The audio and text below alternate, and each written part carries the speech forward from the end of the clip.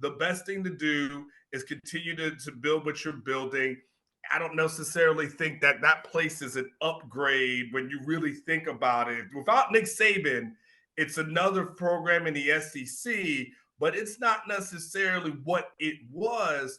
And I think he's got a good thing going. He's got a good thing rolling. So hey, you're going to get the extension here. You know, the Texas fan base hasn't seen this kind of success really since the Mac Brown era. And so everything you do and everything you touch is gold. Why leave? Just go ahead and get some more money. You've got the boosters. You remember, we always hear Nick Saban complaining about how he needs more for NIL. You don't see Steve Sarkisian talking about that. You don't see him out there with the little change thing saying, can anybody donate my MIL? Like nothing to that effect. So I think it ended up being a really good thing for him. It's a really good fit. And the last thing on that one is that, the people who hired him, they already are invested in his success.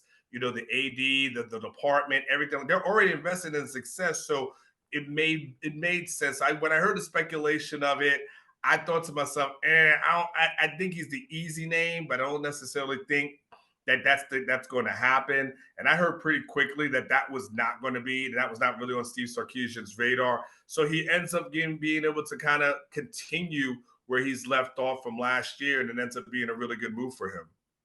In a lot of college sports, you're seeing the older coaches kind of retire. And I think maybe some of that has to do with the control that they don't have. A player can just Amen. up and leave. Yes. How is Sark? How does he deal with that? Because it seems like he's had really good fortune with his roster at Texas, and that would have to be something that he's doing intentionally to help with that. Mike, you have asked a tremendous question. I am super happy that you asked this question. So, and this is why that's such a good question, right? Is because you're correct. These coaches are used to control. You got to remember, and we're old enough to remember. Remember when guys used to want to transfer, and a coach would say, "You can't go to an SEC program, can't go to an ACC program, you can't go on this West Coast," and these kids were banished. You remember it wasn't only a few years ago when Baker Mayfield was a walk-on quarterback and they were trying to limit where he can go. Like, that's how much control that these guys had. They had so much power over these young men, walk-ons, everything. And that kids would want to go home because their parents were sick and they couldn't do it. And so eventually, what the NCAA has basically done is said is this: we're going to give the players the ability to do whatever they want as long as you don't want a paycheck from us. As long as we get to keep our billions, you can have what you want. Transfer portal, NIL, whatever you want, you can do it as long as you don't ask us for our money. And so what's happened now is that these coaches are now dealing with today's generation of players that can say to themselves, I'm going to go in the portal whenever I want to. You got to pay me through NIL whatever the price is. You got to get into a bidding war. You got to find ways to retain me, and they have to bow down to that. I knew that Nick Saban was feeling uncomfortable a couple of years ago when he started complaining about Texas A&M, with their NIL and this and that. It was because for many years in the SEC, if we're just keeping it a buck, and I'm not going to mention specific schools, but you guys have heard plenty of rumors about those brown paper bags that showed up on kids' doors. Well, guess what? There ain't no brown paper bag. It's a collective. And the collective is now saying, here's your money. And now you have to get into a bidding war and competing war. And listen, the state of Alabama is not going to produce millionaires at the rate as the state of Texas is going to do that. So you can see the writing on the wall that says, all right, this is going to be a tough thing. You saw over the last couple of years, other teams catching up, like Georgia being able to catch up and then surpass a team like Alabama.